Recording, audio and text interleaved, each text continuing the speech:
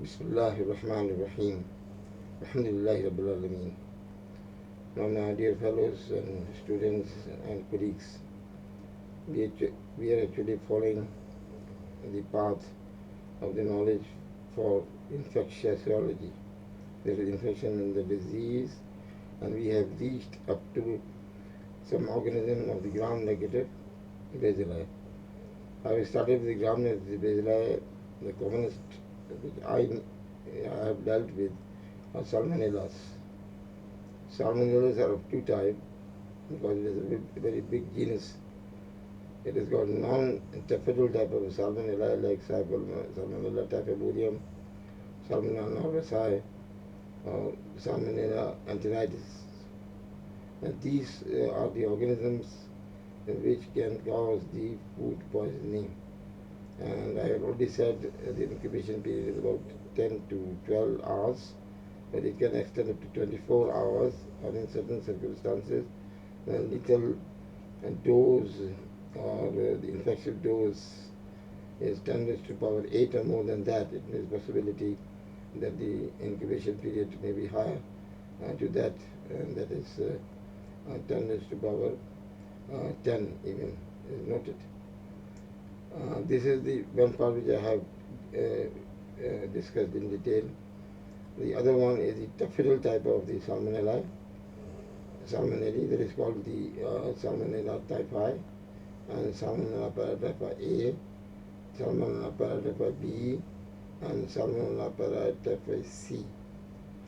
Because it is a big subject, I already said that you cannot wait for 40 minutes or 45 minutes, more than that. It is the maximum. You can only be taught like that, not more than that, because the brain cannot absorb according to the students. So I have split into two parts of this lecture.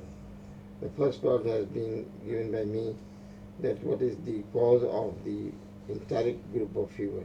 Enteric group of fever means either it is due to the Salmonella typhi, or it is either due to the Salmonella paratyphi A, or Salmonella paratyphi B, or Salmonella paratyphi C.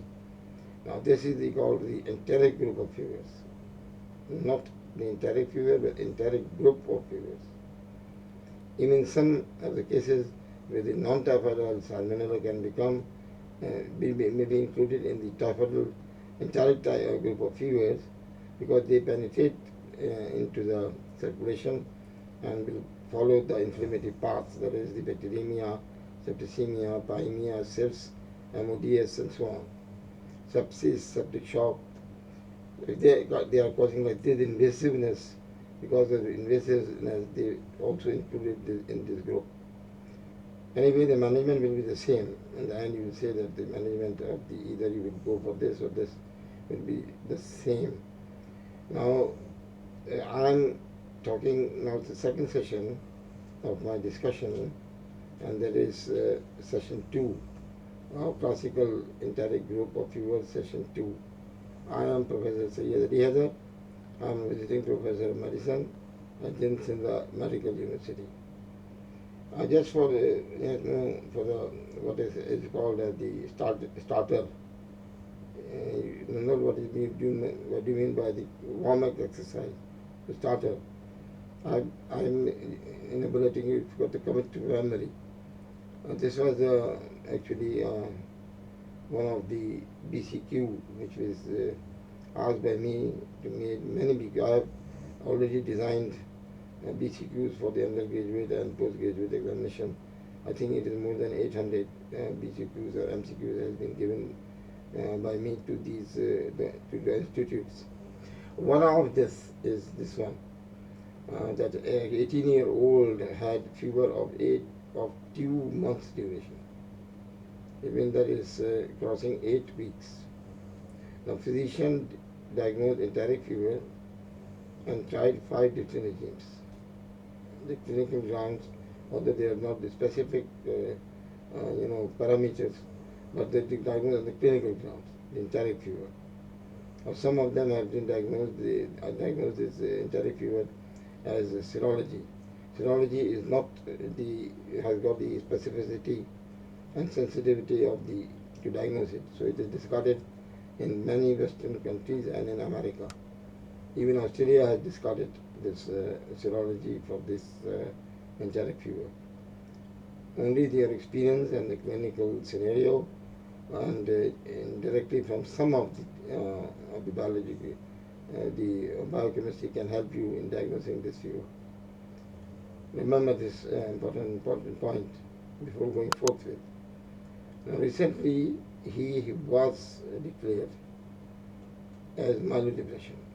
He was declared as myelodepression because he has low the RBC, he has got low BC, and he has low platelet counts. It means pancytopenia. It may be transient, but it is repeatedly coming in the examination after 1 week or 2 weeks or 3 weeks showed that it is myelodepression or suppression. The commonest cause of the bone marrow suppression in the world, it is world, not world, is. Now scenario is given and the hard data is that the patient has repeated infection because of the bone marrow suppression or pancytopenia, you can say, or aplastic anemia, you can say. Whatever you want to say is okay, fine. There are interrelated terminologies. I have already said when I was taken in class or tutorials on the hematology. So at that time also I used to talk on this very important subject, how to differentiate between the aplastic anemia, the bone marrow suppression or depression, and the myeloid failure, the bone marrow failure, and aplastic anemia and agranulocytosis. Now these are the terminologies which I have used previously. I don't want to repeat it, but you should revise, because the video is present in the session of my channel. You can go through and you can learn and also read the book. Options for the scenario is given. A very simple one, that is, you got repeated infection because of the myelosuppression. That's all. But they said that they're not interested in the enteric fever here, because every type of infection can be achieved by this patient. Superseded infections can occur.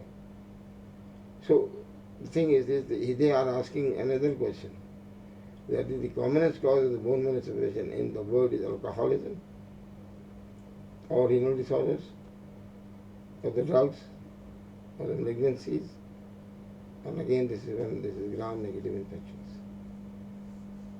Or even I will add in the same scenario as the infections which are related with mycobacteria.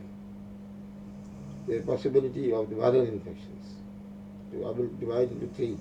E divided into three. Either it is negative infection, gram-negative, or it may be due to the other viral infections. It may be possibility of this bone marrow suppression.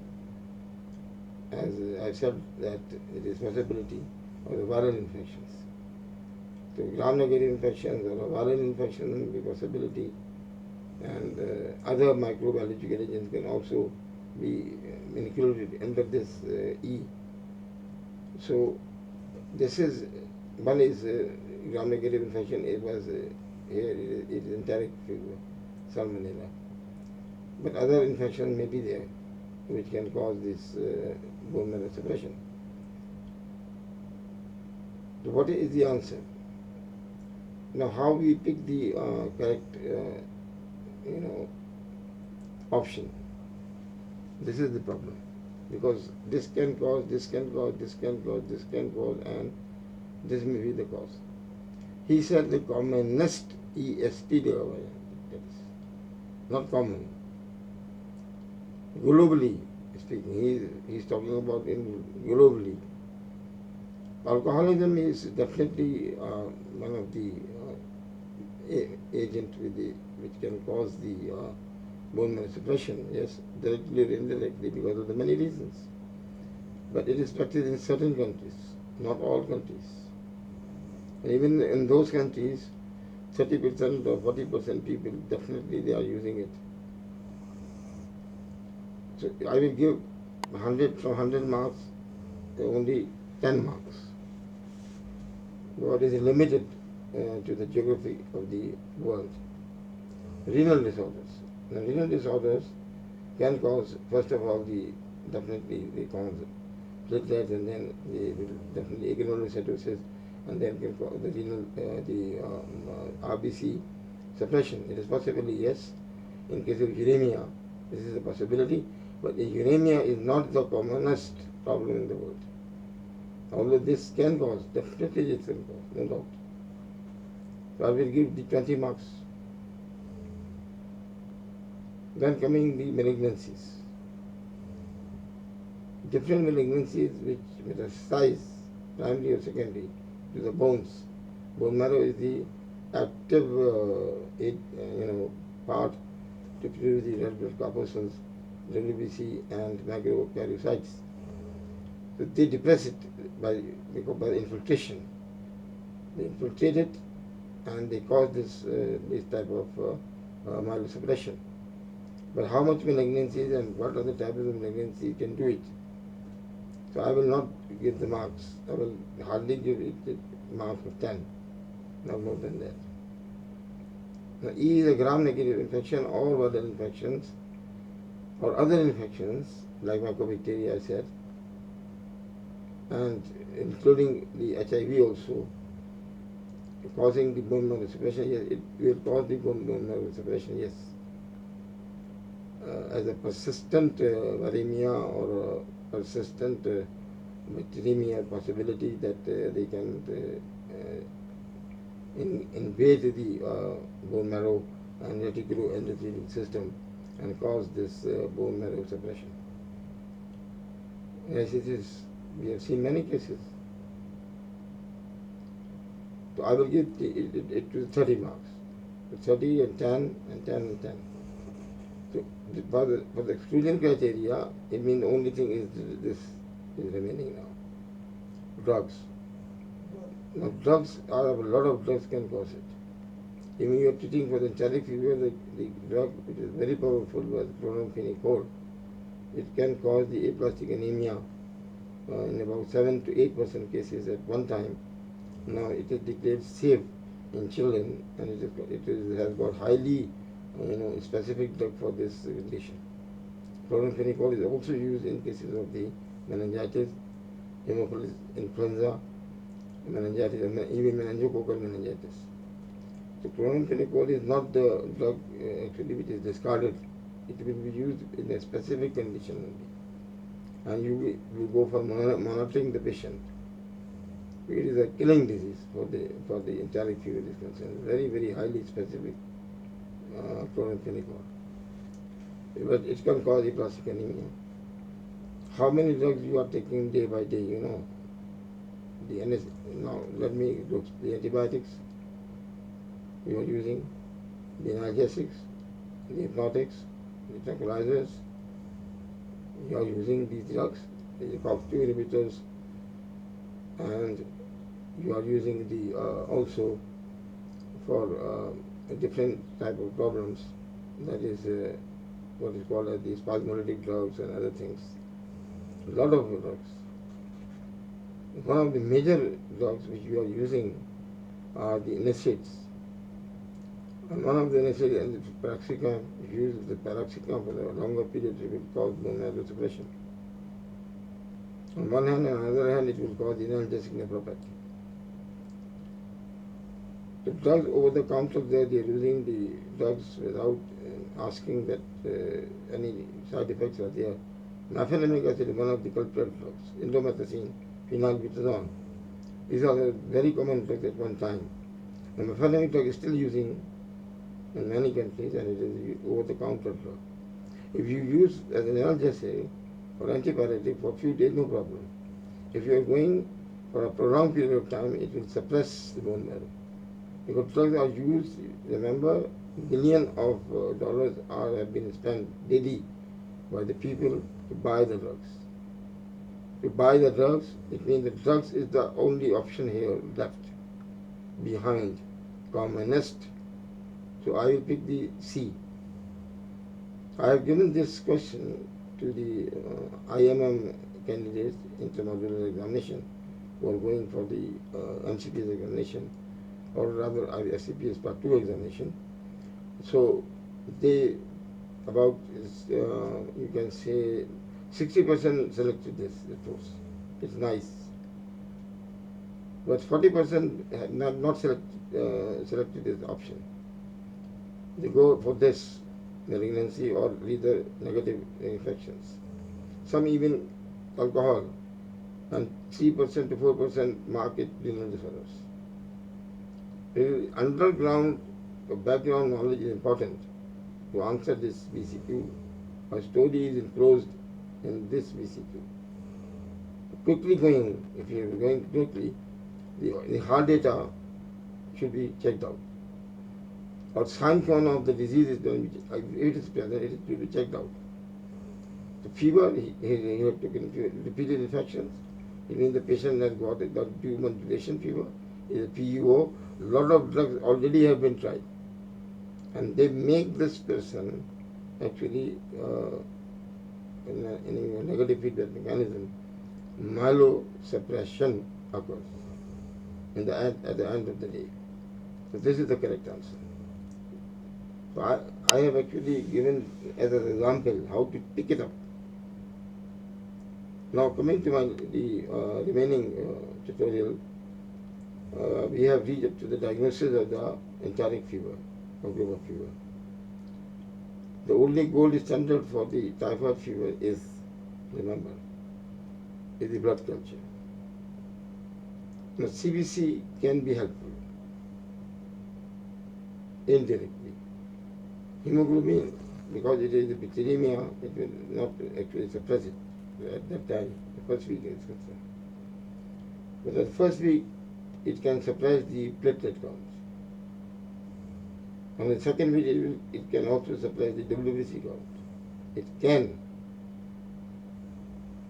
go. I would say it is not the you can say the sign count or the hardest data. No. But it will give you a clue to the diagnosis. Enteric fever, if you go for the CBC, even it is definitely a normal normal WBC, normopenia, or it is leukopenia, whatever, or leukocytosis in certain cases, even leukocytosis occur in enteric fever. Now, DLC will show that it is not the neutrophils which is increased. It is the lymphocytes or monocytes is parallelly increased, and comparatively more than that. And the second signal given to the clue of the enteric fever is the eosinophil, which becomes zero, very, very low or zero. Now this will give you the clue. There is possibility of the enteric fever. In my 45-year experience, I have seen many cases. I've said 80% of my cases I have diagnosed on the basis of the CBC and clinical picture. That the platelets have slightly go down from 150,000 to 130,000, and WBC was actually normally we say 4,500 to about 9,500 or 4,000 to 9,000. It is about 3,800 in my cases, 3,700. So I after seeing the WBC and this one, and then I'll go directly to the DLC. See this one, the neutrophils in this case is it is normal either, or it is slightly lower down. In comparison with the lymphocyte, which is 20 to 40%, it is 44%. Monocyte, which is 10%, it is 12%. Eosinophil become very, very low, usually 6%, 2 to 6%. It is hardly 1% or 0. This is the only condition which I have seen in my life, where the eosinophil becomes 0, almost negligible. You cannot detect it. A very interesting situation. So be the part of me is, and this is my version which I have given to you. I have written a manuscript on this, but not it is published now, but it will be published inshallah when I have got time to do it, because there are many pending manuscripts with me. I think more than 24. If the life remaining my life is 24 or 25 years, I can go through 24, 25 manuscripts and make them around 50 papers afterwards. But I don't want the number of papers are written. You know, the paper writing there is definitely a corruption is going on. There are certain group of people who are writing the paper for the others. There are certain people who are not included in the paper writing. They are included because of the friendship or because they are supervisors, etc. One of the supervisors which I have seen in Surah Al-Graji, he said that he has 67 papers with him. Now he has applied for the professorship. And I was sitting there as for the assistant professor at that time. I smiled. I said, 67 papers? And yes. And what is your age, sir? So he said that my age is 37, 38. 38 or 39, that's like this. I mean that you have written 1.3 per year for your life. Very difficult. One paper writing needs many months. Many brain working. And paper writing is not a toy to play. If you able to write it a very good path, honestly, you are included, your knowledge to the world. The world can benefit it to this knowledge. So because I have not actually requested my students who are going for the FCPS or MCPS or MPhil or PhD to please write my name along with you. No. I have actually guided them properly. If I included as a second author, that I have done rather more work than him. And the first writer. He was the first writer, I am the second. But I contributed 80% of the proportion of this paper. Third, I mean, I included as the third writer. I'm not interested in which is the first or the second or third. I'm interested to gain knowledge. It is properly done. So what is achieved is that the CBC can be helpful, not conclusive. You go for the gold standard. In the first week, you will do the first week is a period where the bacteremia, transient bacteremia occurs. So blood culture can become positive if no antibiotics has been given. It is a gold standard. If you have given antibiotics, then 30% chances that it will not become positive. We still 60 to 70% chances are there. You go for the culture on the second week, stool culture or urine culture in the second week or in the third week. You can have a clue from this. Even PCR can be done on this stool examination and urine examination. Possible is there. The culture examination is the gold standard. The other test at one time was withdrawal test. Now this test was done very favorite test for the physicians. Withdrawal test. But actually, because the many bacteria are coming afterwards, because the salmonella has got, because what is withdrawal test? The withdrawal test, they are demonstrations of the antibodies against the specific antigens which are present on their cell walls. O somatic, H flagellar antigens, for example. And BIA antigens is also present. Against it, there will be anti-BI antibodies. So withdrawal is doing by dilutional methods. They put the sample inside and dilutionally they will put the dilution of the antibodies for the O, for the A, or again the O antigen for the H antigen for salmonella typhi, or paratyphi A, or paratyphi B, or paratyphi C. So there are 4 organisms. For the 4 organisms, you have to use the O antigen or H antigens. In some cases, VI antigen. VI could neglect VI. How many tubes will you use then? 2 tubes for each. It means there are 8 tubes, test tubes, and you put it. And you put it in a dilutional manner. 1:40, 1:60, 1:80, 1:100, 120, 1:140, 1:160, or more than that. In a dilutional manner, there are many test tubes in one part of the table you are doing for the withdrawal. The withdrawal test is not doing nowadays, actually, because it is difficult to do, number one, and because you know this thing which I have told you. As I said, this blood culture definitely is a gold standard, and it will be cultured on the McConkey's medium, NLF colony, non-lactose fermented colony, and clot will be cultured, put clot in the blood culture bottle, light it with the cytokinase in the BC bottle, and use serum for the Veda.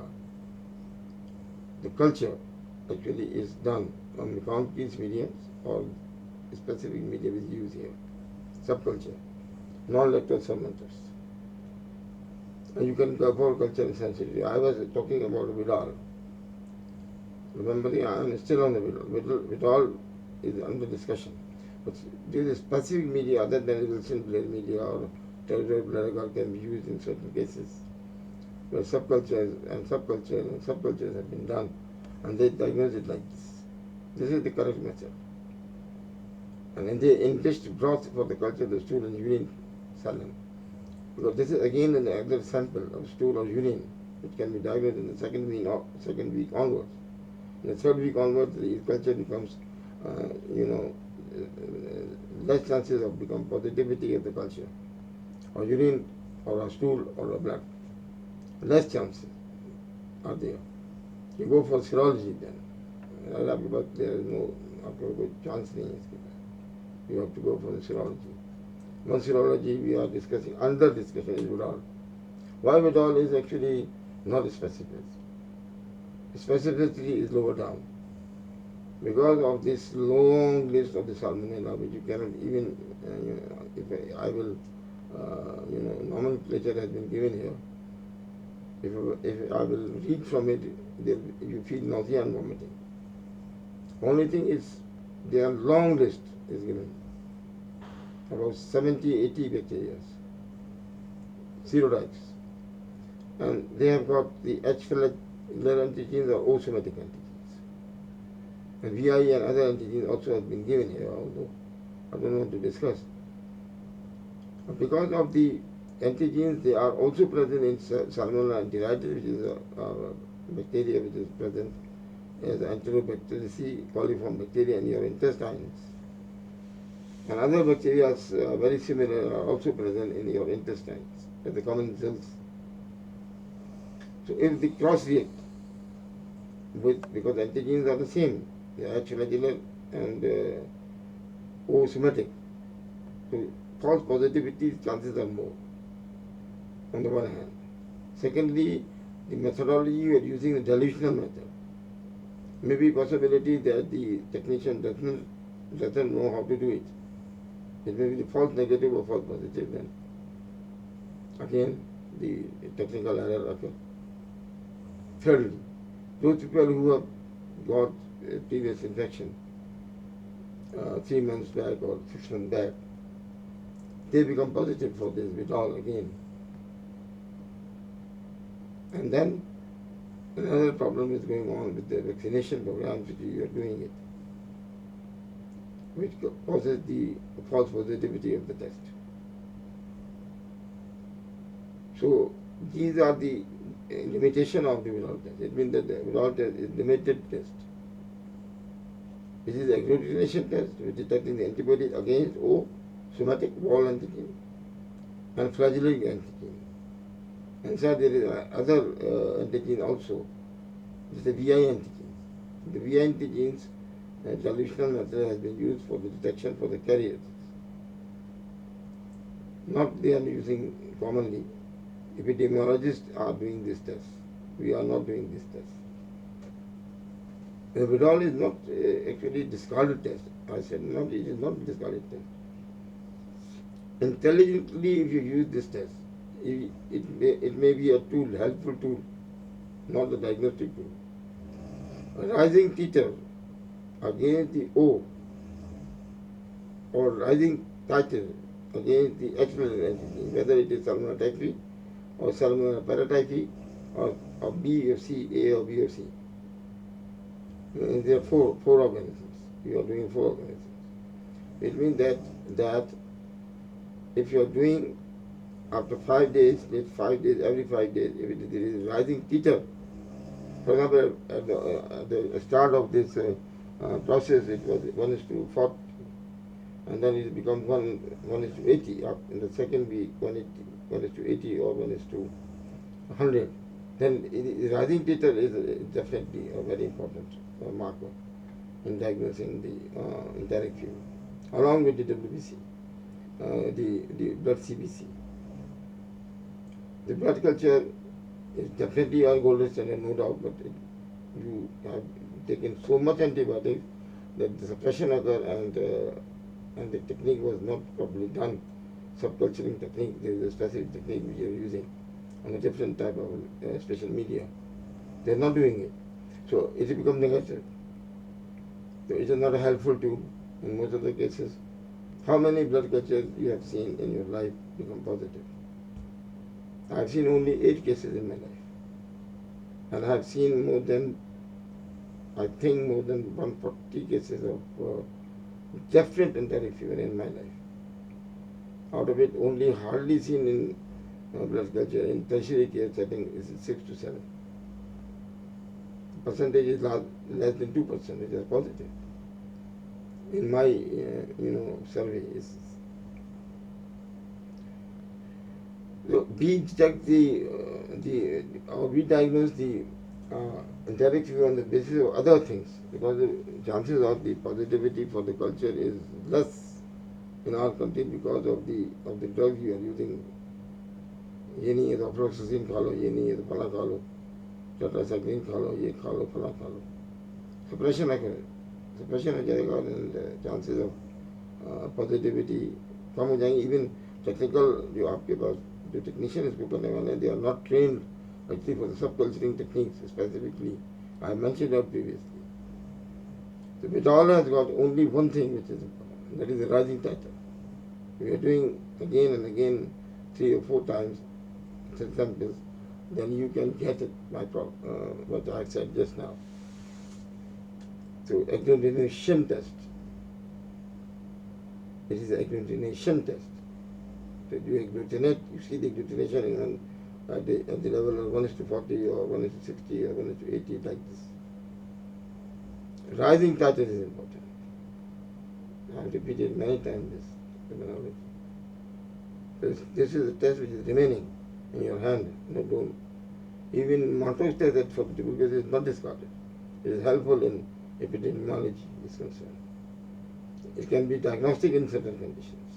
Montrose test.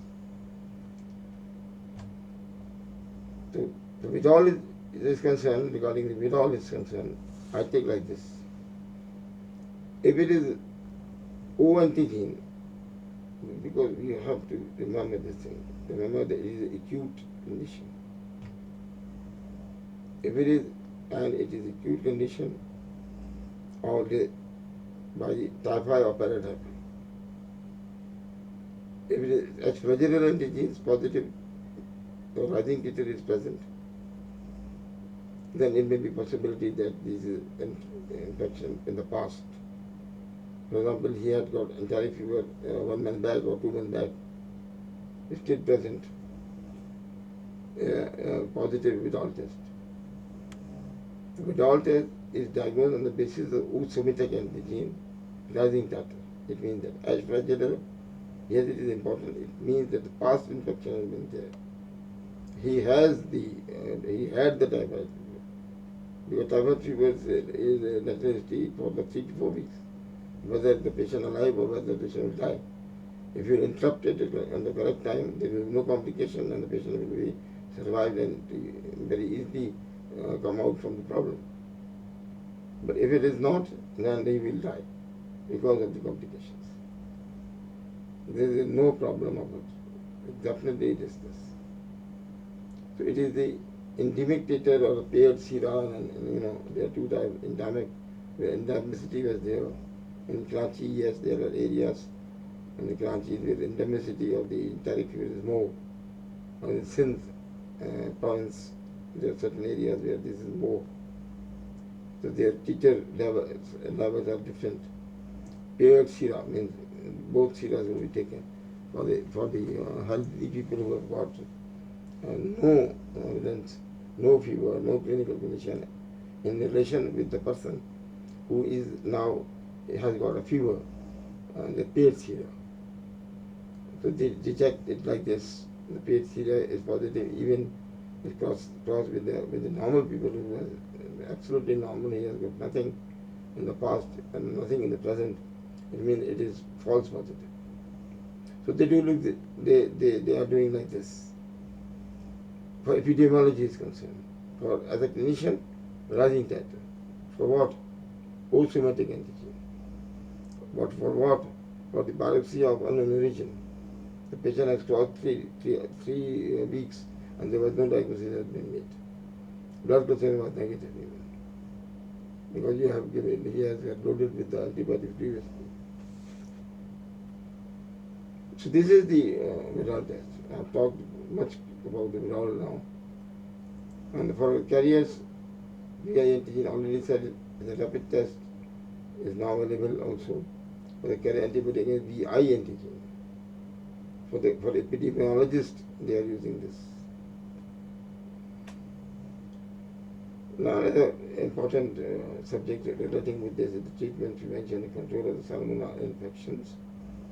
Problem is there is wrong diagnosis, overdiagnosis, underdiagnosis.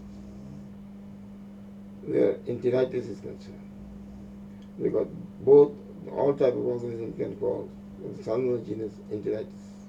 Some part of the intestine should be involved, and you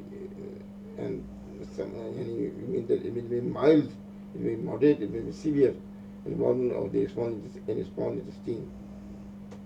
Antibiotics not recommended for the enteritis because prolonged duration. The antibiotics, if you are giving these antibiotics, enteritis is concerned, because it may be possibility that the organism is not invasive, so you are wasting the antibiotic. Just go for the general measure, the patient will come out. So he got the fever, he's got the other signs of systemic inflammatory response syndrome, you go for the antibiotic. Otherwise not. Controlled by proper prevention of poultry, because it is the source of infection. The poultry and the eggs.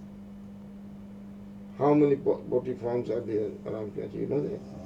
Thousands of poultry farms are there in Karachi. And people, they don't know about the standardization of the poultry. This is one of the subject which should be taught for those people who are voluntarily working there and collecting the eggs. Even eggs, if the hens they are infected, the ovaries and the genital tract is infected, the eggs become infected, and it is the yolk inside, central part of the yolk, where this organism is flourished. Even water and other things, they are the important things regarding the spread of infection is concerned. For the enteric group of fever concerned, antibiotics should be given, yes. According to the current medical diagnosis in front of me, the first diagnosis is ciprofloxacin should be used. second drug of the same group, if it is not working, then you give the ofloxacin. Second group. Now these are non-toxemic patients which I am talking about. Now the third group of drugs.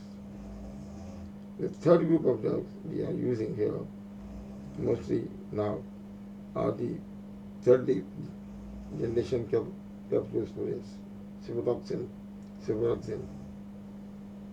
Fourth drug of choice in this group is we are using the ampicillin or amoxicillin. They are effective against these organisms. And then other choices we have got sulfa, methoxazole, trimethoprim, that is subtone suspension, is still using by my fathers of the pediatrics for the enteric fever. Another drug was furosemide. It was very important drug at one time in 1970s, between 60 to 70. It is very good drug, furosemide, again enteric group of fevers. But this is written as the first one. No, it is not. It should not be written in my book. I am calling it current medical diagnosis. If the patient is toxemic, these drugs are given orally. If the patient is toxemic in the toxemia, or he has got septicemia, then you go for the IVP patients. You go for the ciprofloxacin, you go for chlorphenicol injectable.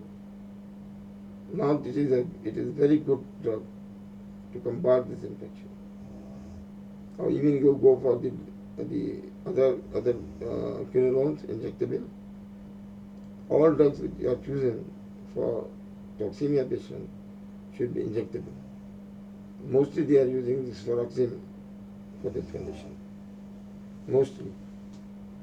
But other are using even the carbapenems and monobactams and so on. I don't know where they have seen this. It was the first drug of choice, second drug of choice, third drug of choice, fourth drug of choice, fifth drug of choice, like this. Still the ciprofloxacin is the first drug of choice. Second drugs are the same group of ofloxacin, Terabit, orally, non-toxemic patients. In toxemic patients, first drug of choice is ciprofloxacin, yes. Or you give the chlorphenicol intravenous, yes. Or you go for the augmentin even. The chloramic acid and oxygen, yes, no problem. Do it. This is how we use these antibiotics. Because I have given you a clue, specifically using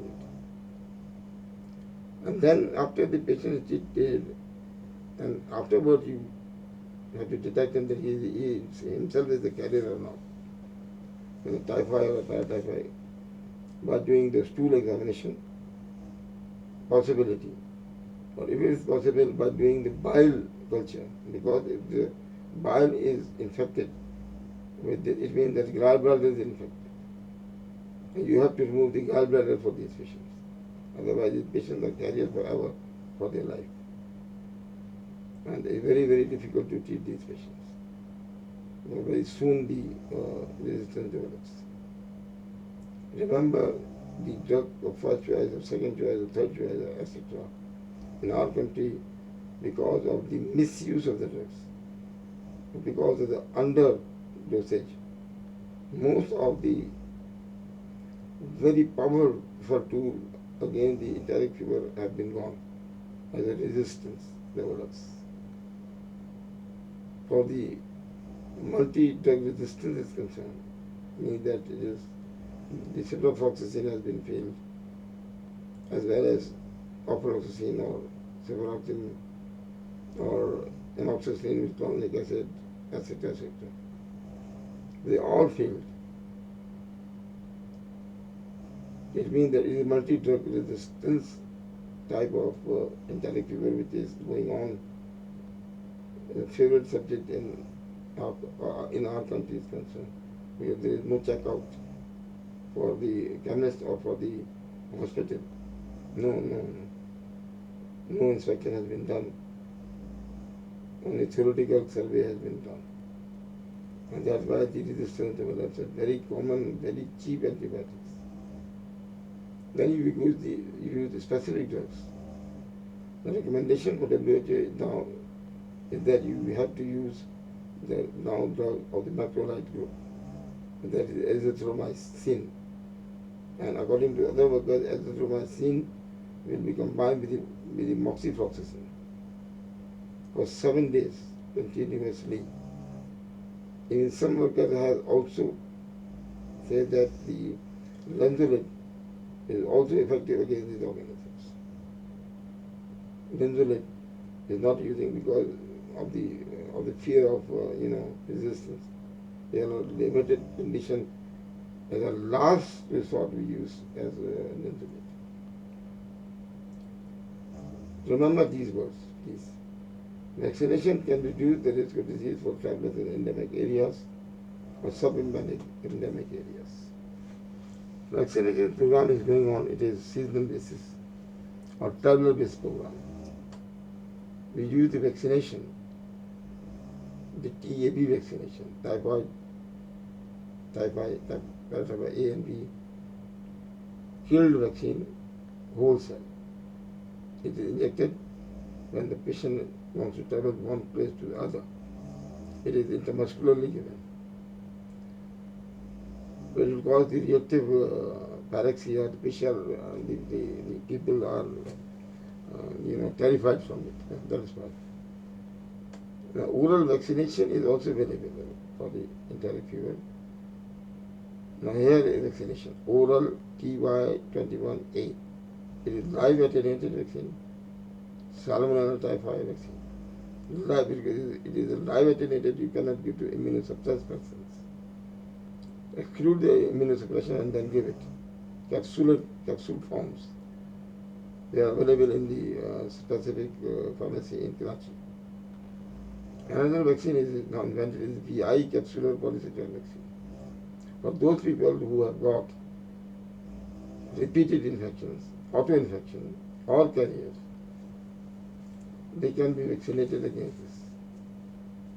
Even this vaccine can be given to the chickens and poultry and other people who are handling the poultry items.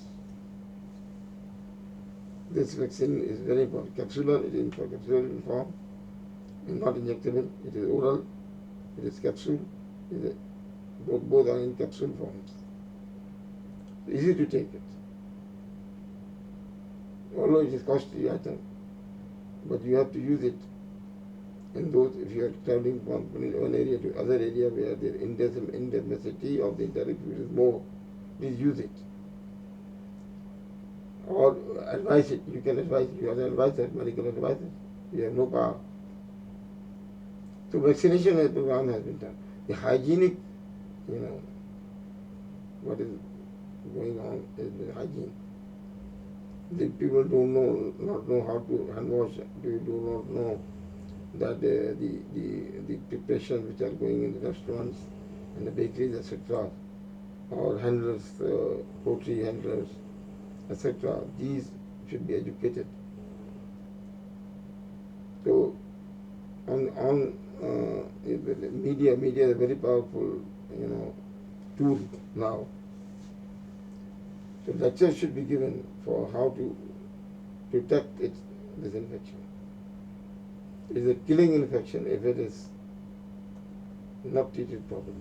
Remember, it is very, very, it has got a very specific type of a complication. So prevention is better than cure. This is my lecture, and I, rather appeal to the people who are handling different type of the health. They have got channels, video channels. They have.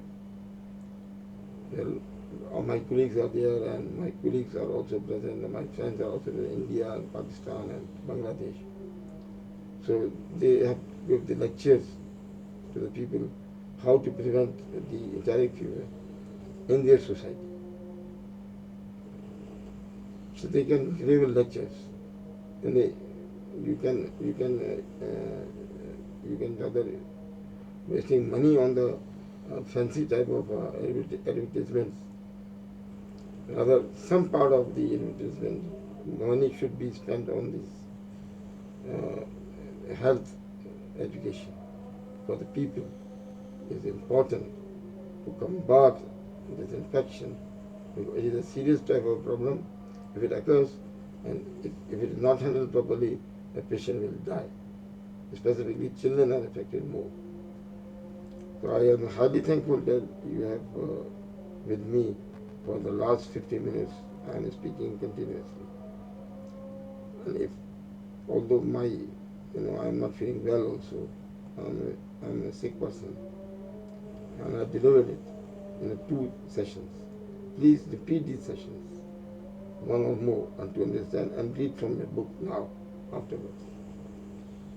On the second day or the coming day, I will give you my lecture of what is you call the research paper which I have done on the Enteric fever.